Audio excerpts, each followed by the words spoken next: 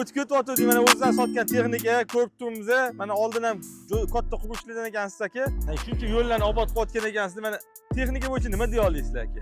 Texnika xudoga shukr, mana o'qiganimizda meni hech bir hali atkaz qilib o'qiganim yaxshigina ishlayapti, asfaltni olyapmiz.